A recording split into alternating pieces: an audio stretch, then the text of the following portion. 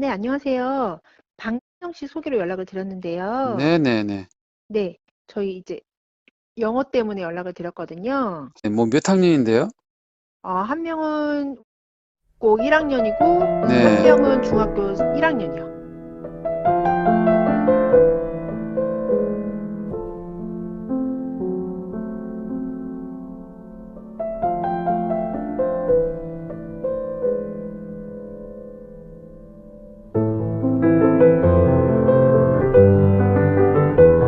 안녕하세요. 학원 상담 노하우 학상노입니다. 오늘은 학기 초 첫 번째 1일차 상담 기술 기초 지식에 대해서 말씀드리겠습니다. 신입 상담하실 때 어떤 식으로 상담하셔야 학부모가 100% 등록하고 싶은 마음이 들 수 있을까요? 신입 상담은 학부모가 주도하는 상담이 있고 또 원장님이 주도하는 상담 두 가지로 구분할 수 있는 것 같습니다. 먼저 학부모가 주도하는 상담을 살펴볼까요? 학부모가 주도하는 상담은 학부모가 물어보면 원장님이 대답하는 식이죠. 원장님이 끌려가는 상담이죠. 상담이 끝날 때도 원장님이 학생을 받아줄지 안 받아줄지 결정하는 게 아니라 학부모가 학원에 등록할지 안 등록할지 학부모가 결정하게 되는 식이죠. 그러면 내가 상담하는 게 아니라 다른 사람이 어떤 식으로 상담하는지 한번 살펴볼까요? 왼쪽은 학원 상담이고요. 오른쪽은 온라인 쇼핑몰에서 물건을 파는 장면입니다. 상관인데도 얘는 완전 소대용으로 입으셨으면 좋겠다는 카디건 역할을 하는 앞쪽에 주걱 다도 있는 87cm짜리. 그 다음에 제가 안쪽에 입고 있는 요 돈을 가지고 길이가 다 달라요. 이 아이템은 78cm. 원단은 똑같이 정확하게. 어떠세요? 좀 비슷한 면이 있죠? 양쪽 모두 혼자 말하고 있습니다. 제품에 대해서 원맨쇼 하듯이 준비한 대로 열심히 설명하죠? 원장님도 학부모와 상담하실 때 학부모가 열심히 듣고 있으면 더 열심히 설명하고 싶어지죠. 그런데 원장님이 계속 설명하실 때 계속 수긍하는 식으로 고개를 끄덕거리시던 분이 왜 나중에 등록도 안 하고 그냥 나가버리는 일이 있을까요? 그러면 이제 한번 역할을 바꿔서 원장님이 학부모라 생각하시고 원장님 자제분을 학원에 등록하러 가는 걸 같이 한번 해보겠습니다. 지금 화면에 학원이 보이시죠? 먼저 학원 밖에서 보면 제일 먼저 궁금한 게 뭐죠? 학원 내부가 어떻게 생겼는지 한번 궁금하시죠? 일단 뭐 밖에서 서성거리면서 비스듬히 왼쪽에서 봤다가 오른쪽에서 봤다가 밖에서 기울이겠죠? 그러면 이제 용기를 내서 이제 문을 열고 들어가면 이제 두리번거리죠. 분위기가 어떤지 한번 살펴보는 거죠. 그런데 이때 학원 분위기가 썰렁하면 바로 나와버리고 싶죠? 그래서 어떤 학부모는 미리 전화로 예약하지도 않고 수업 시간에 불쑥 들어와서 상담하고 싶은데요 라면서 분위기를 둘레둘레 살펴보기도 하죠. 이제 원장이 있으면 또 원장이 어떤 사람인지 위아래로 살펴보게 되죠. 도대체 우리 아이를 가르칠 사람이 어떤 사람인지 궁금하겠죠. 이제 자리에 앉으면 교재는 어떤 교재를 가르치고 시스템은 어떤 시스템이 있는지 이제 물어보겠죠. 그리고 또 다른 애들이 공부하고 있는 학생들의 교재도 한번 보여달라고 하겠죠. 그러면 그 교재로 어떻게 가르치는지 커리큘럼이 있는지 또 물어봅니다. 교재 진도는 어떻게 나가고 또 어떤 식으로 가르치는지 자세하게 물어보겠죠. 이제 커리큘럼에 대해서 원장님이 열심히 설명해주면 이제 수업 시간은 어떻게 되고 몇 분씩 수업하는지 일주일에 몇 번 수업하는지 아이들은 레벨별로 가르치는지 아니면 학년 위주로 가르치는지 물어보게 되죠. 이제 앞에서 말씀드린 6가지가 마음에 쏙 들면 마지막으로 수업료를 묻고 싶어지죠. 이런 식으로 상담하는 거 뻔한 내용이죠. 만약에 이렇게 학부모가 묻는 것만 대답하는 식으로 상담하시면 3, 40분 그냥 지나가 버리죠. 원장님이 학부모나 학생에 대한 정보를 탐색할 시간이 없죠. 그러면 결국 어떻게 될까요? 최종 판단을 학부모가 내리는 식이 되어버립니다. 물론 원장님이 학부모가 원하는 것을 정확하게 예측하시고 그에 맞는 정보를 제공해 줬다면 등록하겠죠.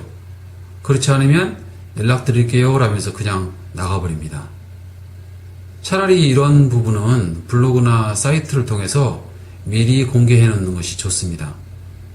그래야 학부모들이 미리 읽어보고 상담하게 되니까 상담 시간이 줄어들 수도 있고 원장님이 원하는 정보 탐색도 가능하게 됩니다. 그러면 어떻게 해야 상담 시간도 줄이고 등록률도 높일 수 있을까요? 상담의 포커스를 어디에 두느냐에 따라서 결과는 180도 달라질 수 있습니다. 포커스를 백화점에서 물건 팔듯이 상담하신다면 확률은 50%밖에 되지 않습니다. 등록하든지 아니면 그냥 나가든지. 그러면 어떻게 하면 100% 등록시킬 수 있을까요? 병원을 한번 생각해 볼까요? 병원은 의사가 별로 말하지 않죠? 엑스레이 찍고 피검사하고 의사가 그리고 또 물어보죠. 그리고 나서 처방해 주죠. 다 나을 때까지 계속 병원에 다니게 됩니다. 학원 상담도 마찬가지죠. 학원에 교재나 강의를 파는 게 아니라 병원처럼 학생의 문제를 해결해 주면 됩니다. 그러면 어떻게 해야 될까요? 학생을 먼저 알아야죠. 실력이 어떻게 되는지 테스트 해보고 또 학부모가 어떤 사람인지도 알아야 되겠죠? 학부모를 알면 학생도 어떤 아이인지 대충 알 수 있죠. 수업이나 숙제 완벽하게 해야죠? 그러면 완벽주의입니다. 공부 억지로 시키죠? 그러면 강압형입니다. 조금만 아파도 학원 결석하죠? 심기증입니다. 잘못하면 절대로 그냥 안 넘어가죠? 응징형입니다. 몇 마디만 물어보셔도 알 수 있습니다. 그러면 부모가 뭘 원하는지 어떻게 가르쳐 주기를 원하는지 알 수 있습니다. 아이는 부모를 닮죠? 부모를 알면 아이도 알 수 있습니다. 이와 같은 학부모 유형 8가지는 학실습 과정에서 배우겠습니다. 이번에는 학생이 어떤 유형인지 탐색해야 됩니다. 공부만 하는 구조형인지, 목표형이라고도 하죠? 선생님이 싫으면 학원을 그만두는 관계형인지, 공부를 해도 진도가 안 나가는 분석형인지, 수업 시간에 왔다 갔다 하는 행동형인지 알아봐야 되겠죠? 또 학습 적응 능력은 어떻게 되는지, 심리적 요인에 따라서 똑같은 분량을 공부하더라도 6개월이 걸리는 아이도 있고 1년이 걸리는 아이, 3배의 시간, 다시 말해서 1년 반이 걸리는 아이도 있습니다. 또 사회성은 어떻게 되는지, 집단 수업을 하려면 다른 아이들과 잘 어울려야 되겠죠? 또 접근성은 어떻게 되는지, 걸어서 다니는지, 또 차로 데려와야 되는지, 가정 형편은 어떻게 되는지, 또 어떤 다른 문제가 있는지, 문제는 지적인 문제도 있겠고 심리적인 문제도 있죠. 이렇게 상담해도 시간이 부족합니다. 그렇지만 상담의 90%를 학부모나 학생에 대해서 탐색하는 데 쓰기 때문에 학부모에게 정확한 피드백과 해결책을 제시해 줄 수 있게 됩니다. 그러면 어떻게 의사가 환자에게 물어보는 것처럼 상담하실 수 있을까요? 상담을 학습 상담과 심리 상담으로 굳이 구분한다면 대부분 원장님들은 학습 상담만 하고 계십니다. 이때의 상담은 컨설팅이라고 하죠. 컨설팅에서 주로 다루는 부분은 코우칭, 학습 코칭이죠. 코칭을 다른 말로 표현하면 교육, 에듀케이션이죠. 학습 상담은 쉽게 말해서 원장이 혼자 말씀하시는 겁니다. 학부모는 묻고 듣기만 합니다. 상담 시간에 앉자마자 해결책을 원장님이 제시해버립니다. 그러면 듣고 있던 학부모는 어떻게 됩니까? 물건이 마음에 들지 않으면 딴 데 그냥 가버리죠? 그러면 심리 상담식으로 상담한다면 어떻게 될까요? 원장님은 의사처럼 묻기만 하고 학부모나 학생은 대답하겠죠. 상담은 원장님이 이끌지만 학부모나 학생은 대답하게 됩니다. 해결책을 알려주지도 않았는데 마치 자기가 해결책을 찾은 것처럼 말합니다. 그러면 어떻게 될까요? 누구든지 자신의 입으로 말한 것은 지키려고 합니다. 책임감이 생기게 됩니다. 책임감이 생기면 등록합니다. 등록하면 열심히 다니죠. 원장님이 시킨 게 아니죠? 원장님이 해결책을 먼저 제시해버리면 시킨 것이 됩니다. 책임도 원장님이 끝까지 지셔야 됩니다. 그러니까 학습 상담 방식보다는 심리 상담 방식으로 이끄셔야 됩니다. 학부모나 학생은 문제를 해결하기 위해 상담하러 옵니다. 문제는 어떻게 풀죠? 원장님이 질문합니다. 대답하면 반영해 줍니다. 또 이어서 말하면 또 역질문합니다. 그렇게 하다 보면 문제가 풀립니다. 해결책을 찾게 되죠. 해결책을 찾으면 등록하면 관계가 형성됩니다. 그래서 상담을 관계 맺기 작업이라고도 합니다.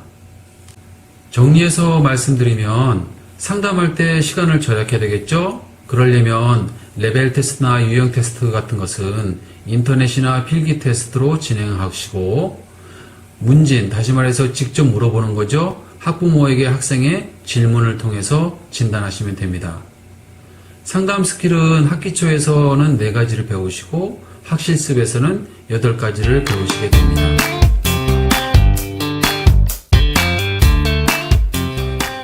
그러면 이제 전화를 끊으시고 소개를 받아서 전화한 학부모라면 관계를 먼저 생각합니다. 소개해준 기존 학부모를 떠올려야 되겠죠? 기존 학부모가 원장님 학원 수업에 대해서 뭘 만족하고 있는지 생각해 봐야 됩니다. 대부분 같은 류의 기대를 할 수 있기 때문에 비슷한 방향으로 전화 상담을 준비하시면 됩니다. 일단 상담을 잘 못해도 기존 학부모와 관계가 형성되어 있기 때문에 나중에 그 기존 학부모에게 소개해줘서 고맙다는 말과 함께 기존 학부모의 자녀를 잘 챙겨주고 있다는 뉘앙스만 띄워줘도 나머지는 알아서 등록할 수 있도록 도와줍니다. 그리고 이런 학부모님들은 관계형이기 때문에 학원에 대한 정보보다 관계를 더 신뢰합니다. 또 입소문을 듣고 찾아오기 때문에 청각형입니다. 청각형은 글자로 된 정보보다 소리, 다시 말해서 원장님이 설명해 주시면 더 잘 알아듣습니다. 그런데 소개가 아니라 검색으로 찾아오시는 분은 기존 학부모와 관계도 없기 때문에 글자로 된 정보를 더 신뢰합니다. 원장님이 인터넷이나 블로그를 통해서 공개해 놓은 정보를 기억하고 계셔야 됩니다. 그 정보를 바탕으로 학부모는 상담하기 때문입니다. 시각형이죠. 남의 말에 잘 흔들리지 않죠. 주관이 뚜렷하고 분명히 자신이 원하는 것과 공개된 정보가 일치하기 때문에 그런 학부모와 상담하실 때는 그 부분이 뭔지 꼭 물어보셔야 됩니다. 그런데 문제는 마지막 3번째 유형이죠. 이런 분은 그냥 학원 외부 간판에 있는 전화번호만 보고 전화 건 사람들입니다. 이런 분들은 대면 상담을 약속 잡기 전에 반드시 원장님 학원을 소개해 놓은 사이트라든가 블로그 주소를 문자로 보내줘서 사전에 읽어보게 하고 대면 상담할 수 있도록 안내해 줘야 됩니다. 또 이런 분들은 전화도 안 하고 직접 갑자기 불쑥 학원문을 열고 들어오는 경우도 더 많습니다. 이럴 때는 원장님이 한가하시더라도 수업 준비 중이라든가 온라인 수업 중이라고 낮은 목소리로 말씀하신 뒤에 대면 상담 약속과 함께 나중에 전화 드리겠다고 전화번호를 받아놓고 상담 예약 시간과 학원 정보를 알 수 있는 인터넷 주소나 블로그 주소를 보내주시는 센스가 필요합니다. 다른 학원 등록하기 전에 그냥 구경하듯이 들러보러 들어오는 경우도 많습니다. 그렇지만 어쨌든 놓치지는 말아야죠.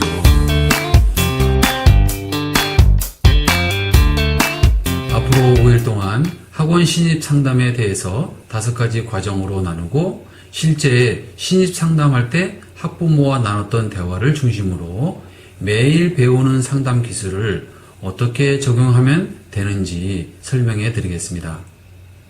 상담은 전화 상담부터 시작하죠. 그 다음부터는 대면 상담이 이루어지죠. 자리에 앉으면 신뢰관계를 형성해주고 학생을 진단하고 평가해줍니다. 그 평가와 상담 내용을 바탕으로 학습 목표를 수립해 줍니다. 마지막에 중요하죠. 상담을 어떻게 정리하면 되는지 5가지 과정을 하나씩 같이 짚어보겠습니다.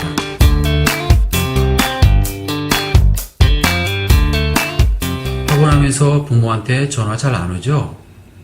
부모한테 전화 올 때는 딱 2가지 경우가 있는 것 같습니다. 뭔가 잘못되고 있을 때만 전화 오죠? 잘 되고 있을 때 절대 전화 안 오죠. 2번째는 신입상담이죠. 모르는 학부모한테서 전화 오면 어떻게 받으세요? 2가지 방법이 있죠? 한 가지는 바로 전화 받는 거죠. 이때는 원장님이 수업이 없거나 시간적으로 여유가 있을 때겠죠? 2번째는 반대 상황이죠. 지금 수업 중이라서 나중에 전화 드리겠다 하고 전화번호를 받아놓는 것입니다. 저는 개인적으로 2번째 방법을 선호합니다. 왜 그럴까요? 바로 전화를 받으면 전화를 건 사람은 무슨 말을 할지 준비가 되어 있지만 받는 쪽은 무방비 상태입니다. 그래서 일단 전화를 끊으시고 전화 상담을 어떻게 할지 대충 머릿속으로 예측해 놓으신 다음에 전화를 다시 겁니다. 또 한 가지는 원장님이 바로 전화를 길게 받으면 학생이 없나? 수업이 없나? 한가한가 보다. 이렇게 부정적인 추측을 할 수도 있기 때문입니다. 그렇지만 반대는 어떻게 될까요? 아, 원장님이 바쁜 모양이다 라고 생각할 수 있습니다. 그러면 실제 학원에 전화 상담한 내용을 들어볼까요? 네, 안녕하세요. 박경 씨 소개로 연락을 드렸는데요. 이런 말을 듣고 원장님은 뭐라고 응대하시겠어요? 만약에 소개해준 학부모의 이름을 알고 있다면 우리가 앞으로 배우는 첫 번째 상담 기술, 경청 기술을 써주면 됩니다. 아, 네 라고 반갑게 반응해 주시거나 학부모의 이름을 모르는 경우라면 3번째 상담 기술, 내용 반영 기술을 써서 학부모가 말했던 부분을 다시 반복해서 되물어보시면 됩니다. 박 누구누구라는 분이 소개해 주셨다고요? 그런 다음 2번째 상담 기술, 질문 기술을 써서 혹시 학생의 이름을 알 수 있나요? 라고 되물어보면 되겠죠? 네, 저희 이제 영어 때문에 연락을 드렸거든요. 전화를 걸게 된 이유를 말하고 있죠? 그러면 뭐라고 반응해 줘야죠? 일단 대화의 첫 부분이기 때문에 계속 경청 기술을 써줍니다. 네 라고 반응해 주면서 계속 학부모의 말을 더 듣고 싶다는 반응을 해주거나 아니면 내용 반영 기술을 써서 자제분의 영어 때문에 전화하셨군요 라고 반영해 줍니다. 그런 다음 몇 학년이죠? 라고 질문 기술을 써서 물어봅니다. 한 명은 고 1학년이고 한 명은 중학교 1학년이요. 내용만 말하고 있죠? 감정을 말하는 게 아니죠. 단순히 이럴 때는 경청 기술을 쓰시든가 아니면 내용 반영 기술을 써서 짧게 네, 고2라고 중1이요? 라고 반영해 줍니다. 그러면 더 추가적인 정보를 말해 주겠죠? 큰애는 여자이고 막내는 남자의 친구. 그런 다음 잠시 대화가 끊깁니다. 그렇게 대화가 끊길 때는 어떻게 하면 될까요? 이제 원장님이 질문 기술을 써서 어떻게 애들이 영어는 잘 하나요? 라고 묻습니다. 페이스의 질문이죠. 사실 페이스의 질문보다는 상담의 첫 부분은 개방 질문이 좋습니다. 영어를 어떻게 공부하고 있는데요? 라고 묻든가 아니면 학부모가 말한 내용의 앞뒤 맥락으로 볼 때 문제가 있다는 것을 알 수 있죠? 그럴 때는 영어 공부하는데 문제가 좀 있군요 라고 물어봅니다.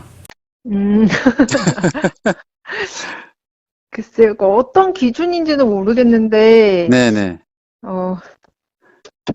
큰애는 솔직히 좀 잘하는 편이었는데 이번 처음 중간고사를 봤는데 좀 생각보다는 안 나왔고요.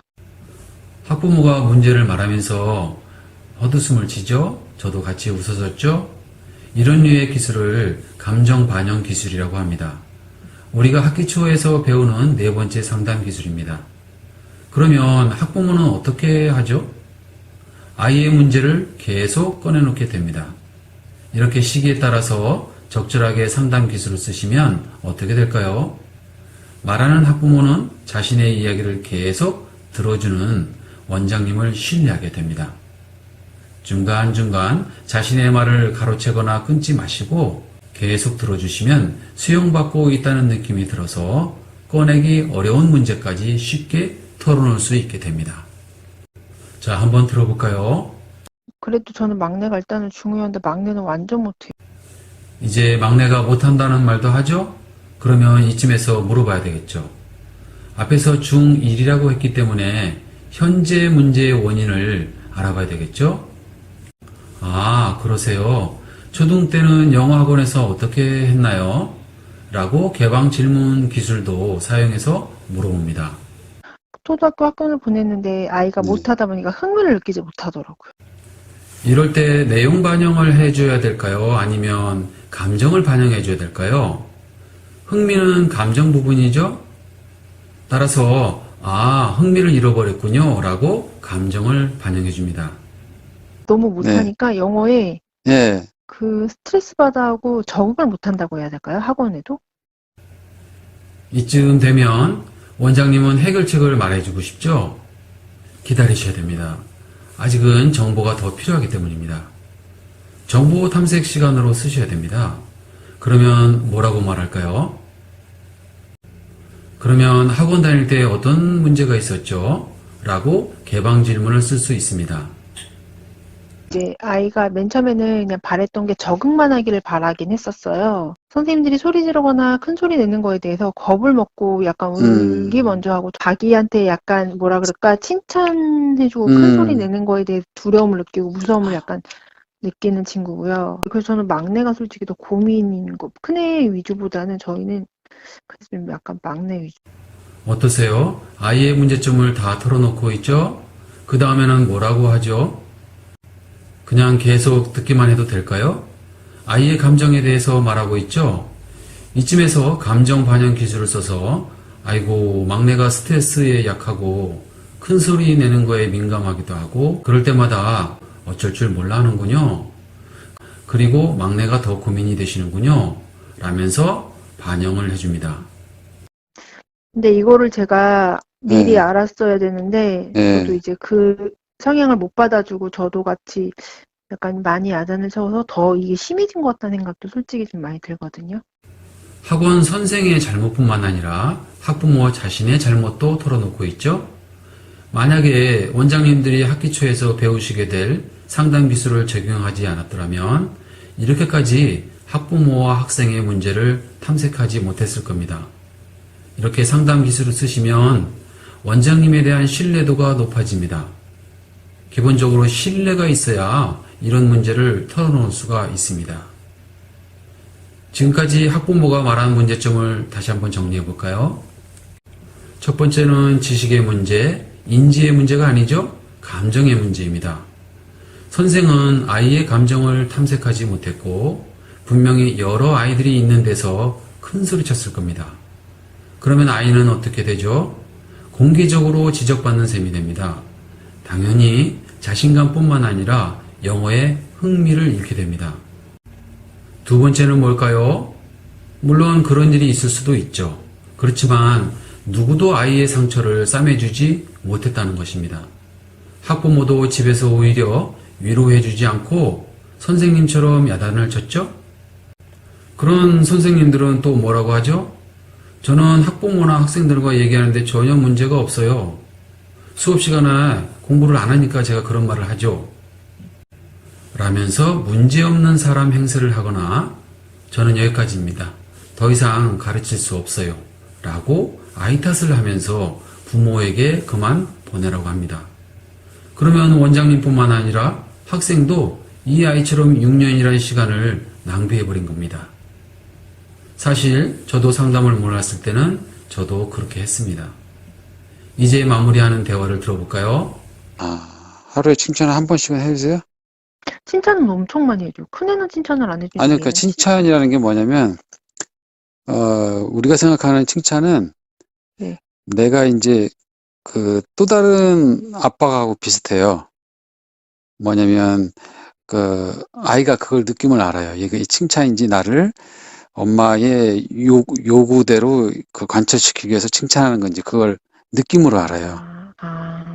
예, 근데 그게 이제 칭찬 말고 네. 뭐 인정해 주는 거죠. 너 오늘 몇 페이지까지 했는데 그거보다는 지난번보다는 어느 정도까지 잘하네. 구체적으로 이렇게 구체적으로 해주는 거는 칭찬하고 좀 색깔이 다르죠.